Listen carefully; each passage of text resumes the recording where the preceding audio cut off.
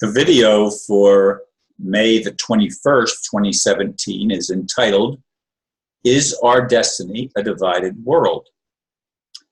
If I had not already recorded my next video, this would have been my subject. Well, I won't let it pass. Someone calling him or herself, quote, "one who knows," end quote, posted a long article on the Dinar RV Intel report that I listened to right after I finished processing my previous video. This writer, who claims to know what's happening in creation, says the plan is to divide the world into a good one and an evil one. That would make everyone's view of what the world will look like correct. Sorry, Charlie. You, and hopefully not the real God, may want continued division. But all my life, I have worked to see the world unified for the highest good of all who want love and truth to reign. Your suggestion, as I see it, is demonic insanity. Haven't we had enough of that already? I know I have.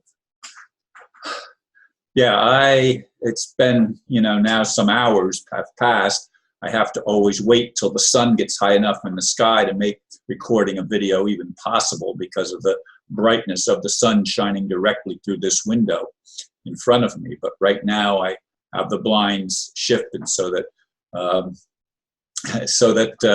I can see the computer and read everything. And the candle is lit back there. You can see it barely flickering. But that's the only thing that I had on in the last video. Of course, the computer was on and the candle flickering back there, which really produced a nice effect. It's the first video I think I've ever recorded in the virtual dark, with the exception of the candle. But anyway, this article in the Dinar RV Intel report, which I get 2 of those every day, and they're not the same. They're not put out by the same people, although they do contain some of the same information. But there's also other information in each of them it's not in the same in both of them. Anyway, I don't know who One Who Knows is. As I said, it could be a man, could be a woman, but someone who claims that the whole plan is for the people that have doubt. Listen to me. The people that doubt the veracity of the RV and the so-called intel reports that we've been getting, that there's going to be these prosperity funds distributed that are going to help change the world. The people that have doubt are going to have to go through another 26,000 year cycle of darkness because they're not going to be able to go into the divided new world that's a good world. There's going to be a good world and an evil world. And those that have doubt qualify not for the good world, but for the evil world. I mean, that's the gist in a nutshell of what the message of One Who Knows gave. And to me, it's absolute insanity. Anybody that has gone through all of the things that we've gone through, going back into the end of the 20th century and realize the funds that were supposed to be released of the St. Germain Trust, and people that have been studying this stuff for a long time, like I have, realize that many of the things that we thought were imminent at some time in the past didn't happen because the evil controllers have been able to get away with their evil control. 9/11 was just another thing that postponed the announcement, according to things that I've been told and read.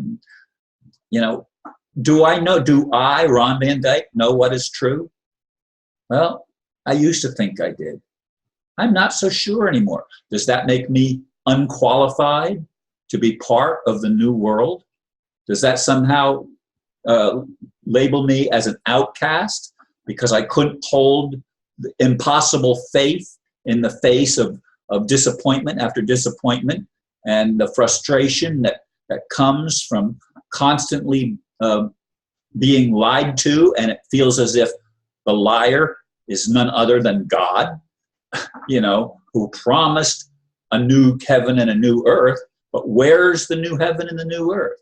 Now, I don't believe it's going to be another heaven and another earth. I believe it's going to be this heaven and this earth, and they're going to be just transformed. But it's not going to be a division. It's not going to be a separation. It's going to be a healing.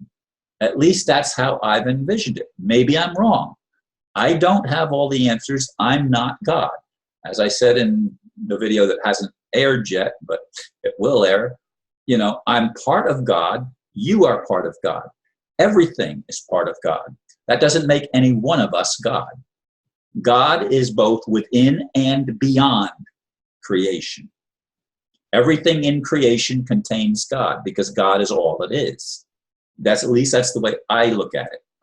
And if God is all it is, God is involved in both the good and the evil. Why God is involved in the evil, I don't know. Why God would take a back seat and let creation find its own way and grope through the darkness of unreality and even have our codons turned off so that we were unable and incapable of actually having all of our senses brought into the forefront so that we could remember, for example, what we learned in previous lives. Many people don't even believe that the previous lives even exist. They think that somehow life begins when you're conceived or born and it ends when you die. No, it doesn't. It never did. It never did. There was a starting point called creation. I don't know what that was or exactly when it happened, but it's a long, long, long time ago. Look at the archaeological records just on planet Earth. It's very, very ancient. And it's been going on and on and on. And somehow a liar took over the position of God or of creator and created a false world or imposed a false world on top of the real world so that most of us that are conscious beings, when I say conscious beings, that we have self-awareness more so than animals. Although I'm not, I say that and I think, well, animals have some self-awareness too. They can feel pain, same as humans. So that's maybe our animal nature, because animals do have something, but I think humans have something more than animals. We were created as a special creation, more so than the animals. We got to name the animals. Again, I'm going by what I was taught. Is what I was taught right? Obviously, I don't believe that what I was taught is infallible anymore. I don't believe it's the absolute truth. I have tried my whole life to build walls and to understand that each of us comes into this world and we are indoctrinated by our parents and by the culture in which we are raised. So naturally, if we are raised to believe that Hinduism is correct, that's going to be where we're going to be. And some people in our generation move out. But in previous generations, I don't think very many people ever moved out of the religion they were born in.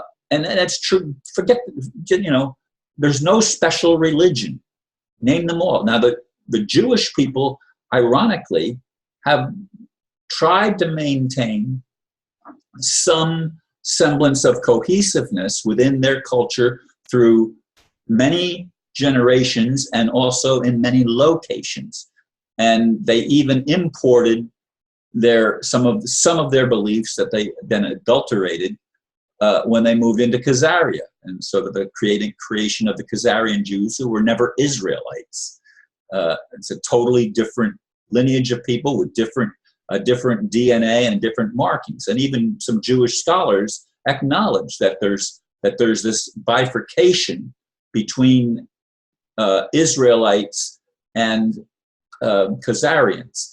Anyway, folks, there's a whole lot going on, and I don't want this vision of a divided world. I don't want to go somewhere knowing that my brothers and sisters are somewhere else suffering because they had doubt, and because they expressed their doubt, and because they weren't totally able to overcome their fear that God somehow isn't what we've been told God is, that God is an allower rather than a creator. Anyway, I've gone over time on this one, and I apologize for that. But I do thank you for listening, and namaste.